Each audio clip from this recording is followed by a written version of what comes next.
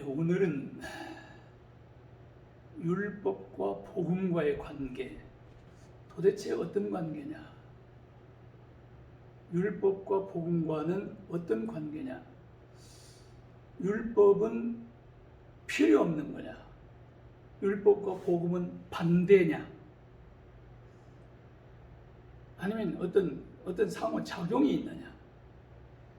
이걸 한번 생각을 하도록 하겠습니다. 어떤 분들은 율법을 아주 나쁘게 생각하는 사람도 많아요. 율법은 필요 없다. 왜냐하면 로마서 3장 19절을 보면 율법은 온 세상으로 하나님의 심판 아래 있게 한다. 율법은 율법 아래 있는 모든 사람들이 하나님의 심판 아래 있게 한다. 이런 말씀이 있어요. 또 로마서 3장 20절에 보면 율법의 행위로는 이게 하나님 앞에 의롭다 하신 분들 육체가 없다. 그러니까 율법으로는 구원 못 받는다. 받을서 이게 의롭다함을 못 받는다. 심지어 로마서 7장 9절에 보면 전에 율법을 깨닫지 못했을 때는 내가 살았더니 율법의 이 계명이 이름에 죄는 살아나고 나는 죽었다. 율법이 없을 때 내가 살아났는데 율법을 알고부터는 계명을 알고부터는 나는 죽었다. 이렇게 표현해요. 로마서 7장 10절에 보면 생명에 이르게 할 그 계명이 율법이 내게 대하여 도리어 사망에 이르게 하는 것이 되었다. 율법이 나를 사망에 이르게 하는 것이 됐다. 로마서 7장 11절에 보면 죄가 기회를 타서 계명으로 율법으로 말미암아 나를 속이고 그것으로 율법으로 나를 죽였느니라 이렇게 말해요. 그러니까 어떻게 보면 율법은 이거 못된 거구나. 이거 율법은 이거 없어야 되는구나. 율법 필요 없는 거구나. 이렇게 생각을 많이 해요. 그래서 오늘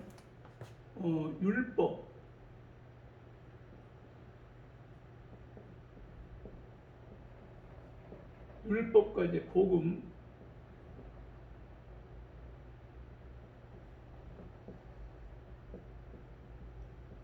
이걸 생각을 하라고 해요. 율법과 복음의 관계, 율법과 복음과 어떤 관계냐? 원수 관계냐? 원수 관계냐? 필요 없는 거냐? 아니면 율법이 중요한 거냐? 구원을 얻는 데에 율법에 전혀 작용을 안 하고 구원을 얻는 데 율법이 필요 없는 거냐? 그러면 복음으로 구원을 받으니까 복음은 예수님이 핵심이 예수 그리스도께서 내 죄를 위하여 죽으시고 나를 의롭다 하시기에 살아나셨다. 이게 복음 핵심이에요. 그래서 이제 복음으로 믿음을 구원을 받는데 그러면 율법은 필요 없는 거냐? 아까 얘기한 대로 말해요. 이건 좀 안 좋은 것 같고 말이에요. 그렇게 생각이 되는데 어떤 관계냐? 율법이 그러면 나쁜 거냐?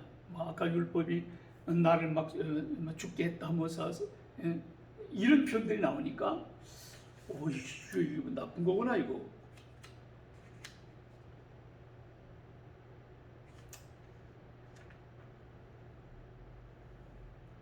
나쁜 거냐? 자, 로마서 7장 12절에 보면요. 이랬어요. 이로 보건대 율법은 거룩하고 계명도 거룩하고 의로우며 선하다. 다 거룩해요. 율법도 거룩하고 의롭고 선하고. 로마서 7장 14절에 보면 우리가 율법은 신령한 줄 알거니와. 그랬어요. 율법은 좋은 거예요. 율법은 선하고 의로운 거예요. 근데 율법이 오히려 나를 아까 얘기한 대로 나를 심판 아래 나를 가두고, 또 율법을 깨닫지 못했을 때는 내가 살았는데 율법이 들어온 다음부터 내가 죄는 살아나고 나는 죽었다. 그러면 율법과 복음과의 관계를 어떤 관계인가를 한번 설명을 하겠습니다. 구원을 받는데 율법이 필요가 전혀 없는 거냐? 복음으로 구원받으니까 필요 없는 거냐? 어느 분들은 이렇게 말을 해요. 우리가 구원을 받는데 구약시대 모세까지, 아담부터 모세까지 율법이 있기 전이죠. 그때는 어떻게 구원받았느냐? 그분들이 얘기할 때 그분들은 어떻게 구원을 받았느냐고 얘기를 하면 이래요. 양심으로 구원을 받았다. 그리고 모세부터 율법이 주어지죠. 그럼 모세부터 예수님이 오시기 전까지는 율법을 지켜서 구원을 받았다. 그리고 예수님이 오신 다음에 예수님이 우리를 위해서 십자가에 죽고 부활하신 다음에는 예수를 믿음으로 구원을 받는다. 이렇게 말하는 분들이 많아요. 그래요? 구약에 양심으로 구원을 받고 율법으로 구원을 받았어요? 그럼 물어볼게요. 양심으로 구원을 받을 수 있는 사람이 한 명이라도 있을 것 같아요? 없어요. 없어요. 그럼 율법으로 율법을 하나님께서 율법으로는 그걸 지켜가지고 구원을 받을 수 있는 사람이 한 사람이라도 있을 것 같아요? 없어요. 왜? 아담은요, 뭐 율법, 많은 율법 말고 딱 한 가지, 선악과 싫은 거 따먹지 말라, 그것도 못 지켜요. 그것도 못 지켜가지고 죄를 범하는데 어떻게 율법을 지켜가지고 구원을 받아요? 그렇게 그러면 구약은 구원받는 사람이 한 명도 없는 것이 되는 거예요. 그럼 구약은 어떻게 받았냐? 구약도 예수를 믿음으로 구원을 받아요. 예수 안 왔는데 어떻게 하냐? 그 사람들은 오실 메시아를 믿은 거예요. 그러니까 아담부터 아브람 전까지는 창세기 3장 15절을 가지고 구원을 받아요. 여인의 후손 가운데서 메시아가 나와서 그 메시아를 통해서 우리를 구원한다. 이걸 믿었단 말이에요. 또 아브람부터는 그럼 어떻게 하느냐? 아브람부터는 창세기 12장 3절, 또 너로 말미암아 모든 민족, 모든 족속이 구원을 받을 것을, 이거로 복을 받는다. 내 씨로 말미암아 천하 만민이 복을 받는다, 구원받는다는 말이에요. 그 말씀을 믿어서 구원받는 거예요. 그러니까 내 씨는 예수 그리스도를 얘기하는 거예요. 예수 그리스도를 통하여 구원받는다. 아니, 왜 예수님이 안 왔는데 무슨 예수 그리스도를 통해서 구원받느냐? 그래서 구약에서는 뭘 했느냐? 제물을 드리는 거예요. 짐승을 잡아서 피를 흘리고 그 짐승을 잡아서 하나님 앞에 제사를 드리는 거예요. 그 내가 죄를 졌는데 살 수 있는 방법은 제물을 가져오면 그 머리에 안수한다고 그랬죠. 그래서 이 짐승과 내가 하나다. 그리고 내 죄를 전부 다 고백하면 내 죄를 다 가져가죠. 그리고 이 짐승이 내 대신 죽어요. 내 대신 죽으면 내가 용서가 되는 거예요. 그래서 구원을 받았다니까요. 그건 뭘 얘기하느냐? 그게 이제 나중에 히브리서 8장 9장 10장에 보면 그게 예수다 그래요. 계속 죄를 지을 때마다 죽어갔던 그 짐승, 양, 그냥 소나, 이 모든 것들은 다 예수 그리스도를 예표하는 거예요. 모형이고 그림자예요. 그래서 구약도 예수를 믿음으로 구원을 받고 신약도 예수를 믿음으로 구원을 받아요. 율법을 지켜가지고 구원받아서 율법을 준 것이 아니에요. 그러면 율법을 지켜가지고 구원을 받는 것이 아니라 하면 율법을 그럼 왜 줬냐 이 말이에요. 율법을 못하게 줬느냐? 필요 없는 거라면 구원을 받을 수 없다면 그러면 율법을 그러면 왜 줬느냐? 이걸 그러면 율법은 구원과 아무 상관이 없느냐? 굉장히 관계가 있어요. 잘 들어보세요. 자, 그러면 율법에 자, 여기 율법의 기능을 보겠습니다. 율법의 기능. 율법의 기능이 세 가지가 있어요. 이거 잘 알아둬야 돼요. 세 가지. 첫째는 죄를 깨닫는 기능이 있어요. 죄를 깨닫는.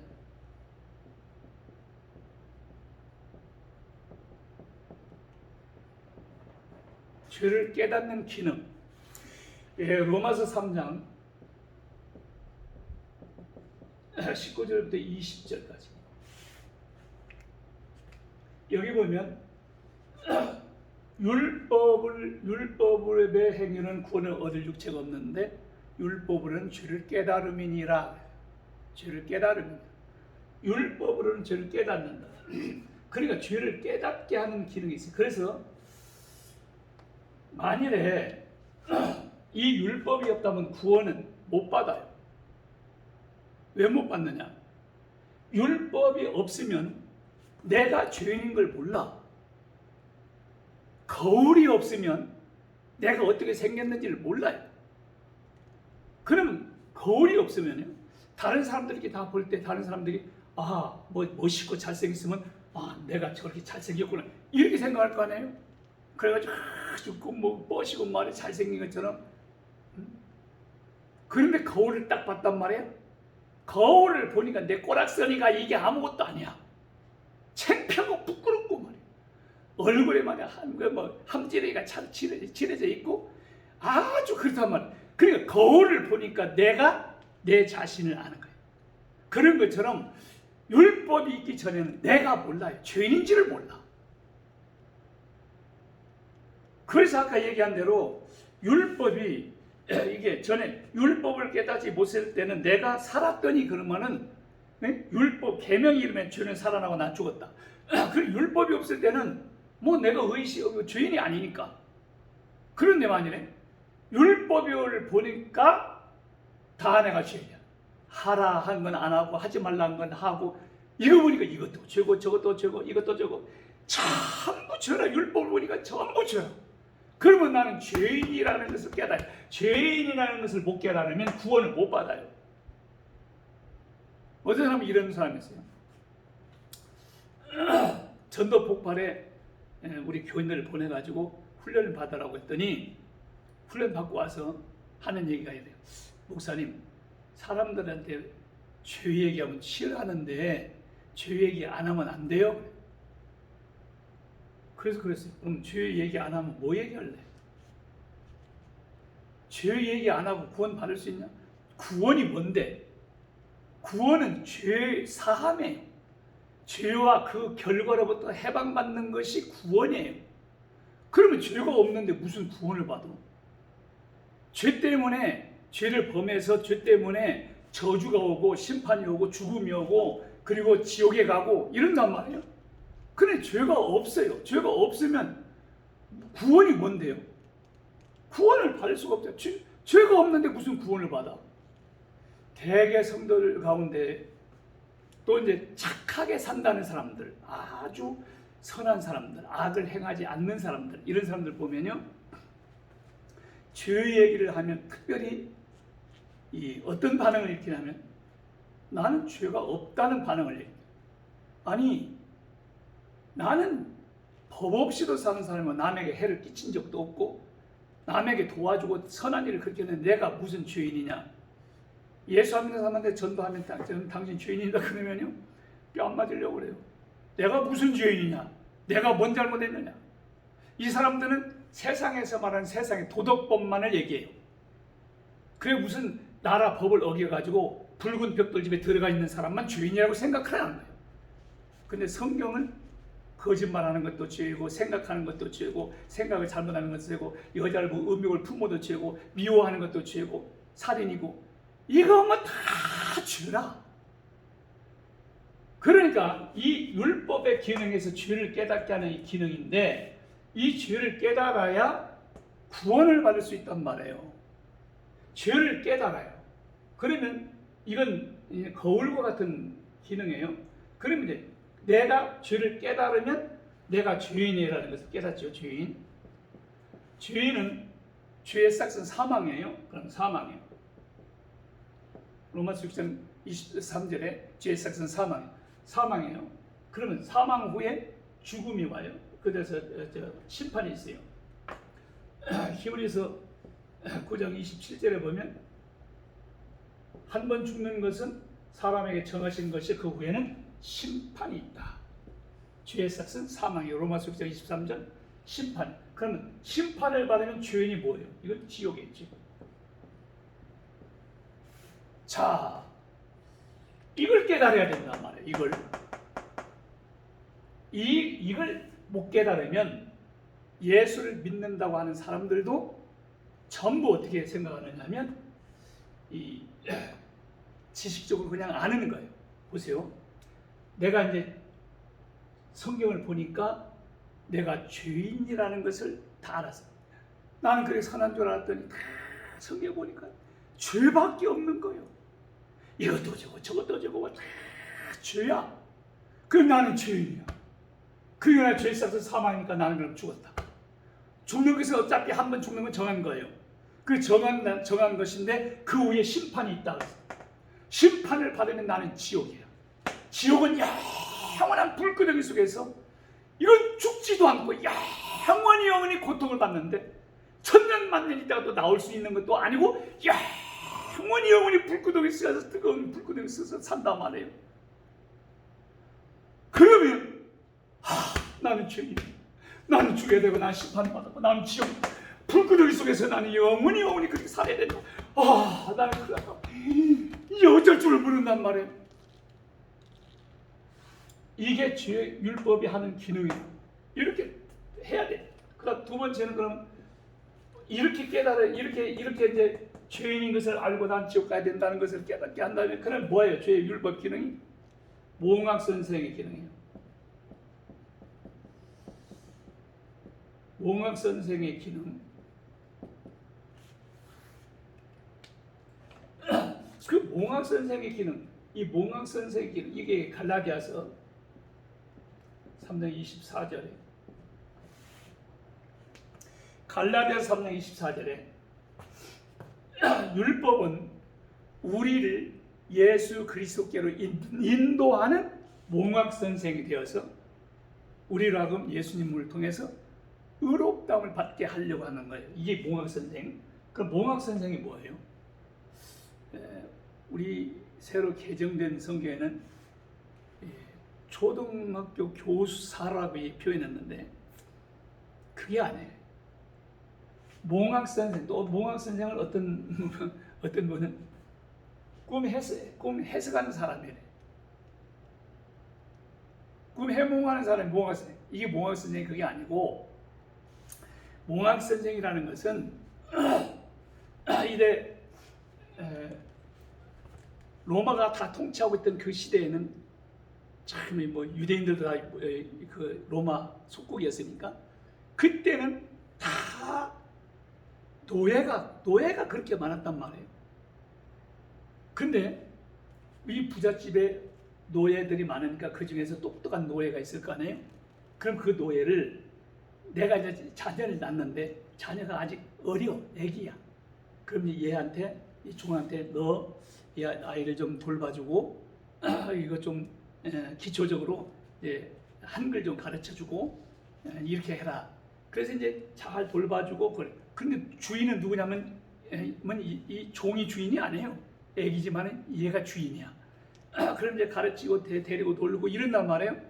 그래가 이제 성장을 했어요. 학교를 들어갈 때가 됐어요. 그러면 이 몽학 선생, 이 종이 이 아들을 데리고 학교까지 가요.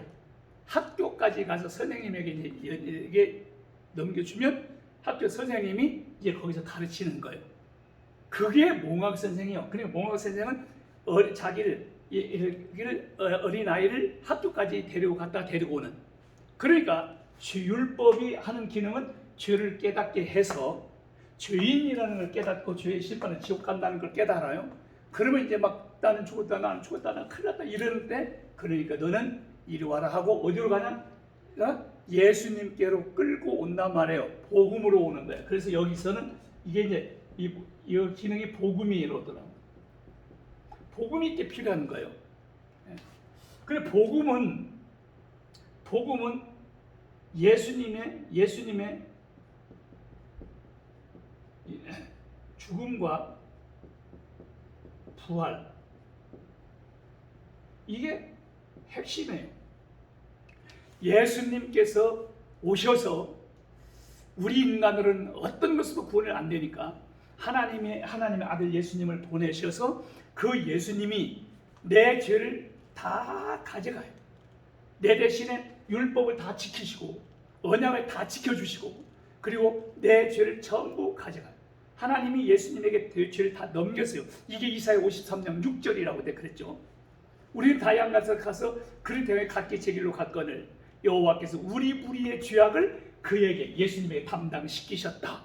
그래서 그 죄를 예수님이 담당시켰으니까 예수님이 죄를 다 짊어지고 그 다음에 죄값이 사망이라고 그랬잖아요. 그럼 예수님은 하나님의 아들이니까 죄가 없으니까 안 죽어야 돼. 그런데 죽었단 말이에요. 십자가에서. 왜 죽어요?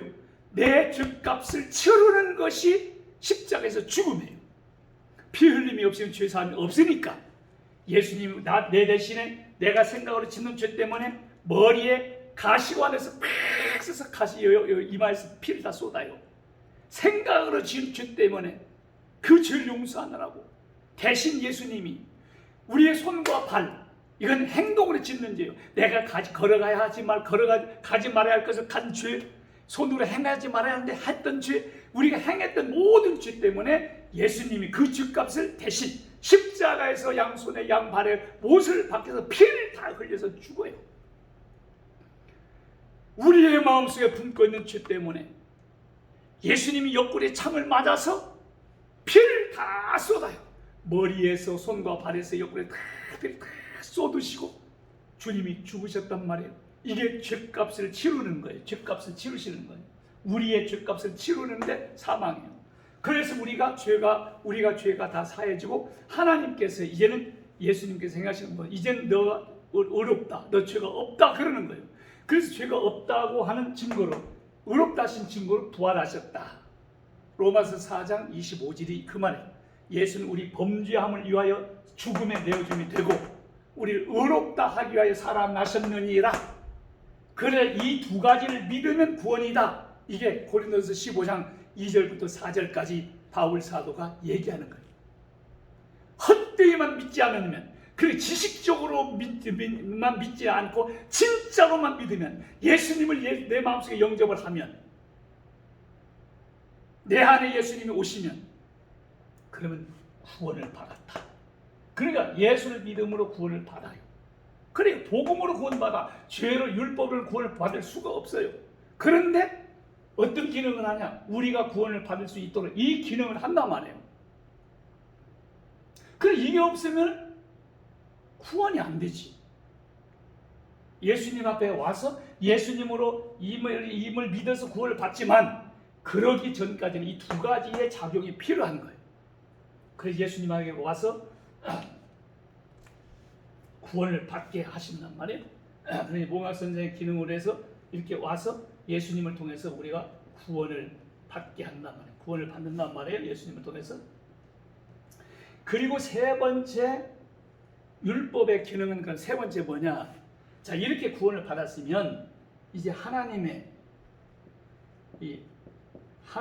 뜻을 아는 기능이야. 하나님의 뜻을 아는 기능이야. 자 이제는 구원을 받았어요. 다시 한번 영적으로 태어났단 말이에요. 중생했어요. 그럼 중생을 했으면 이제는 하나님의 뜻대로 살아야지. 하나님의 뜻대로 살아야 되는데 하나님의 뜻대로 사는 것이 뭐냐? 하나님의 말씀을 보면 이제 이렇게 살아라 저렇게 살아라. 그 율법은 결국은 뭐냐? 구원을 받으라고 주는 게 아니라 이제 애굽에서 구원해냈으니까 이제 너희는 이 구원받은 하나님의 백성으로서 이렇게 살아라.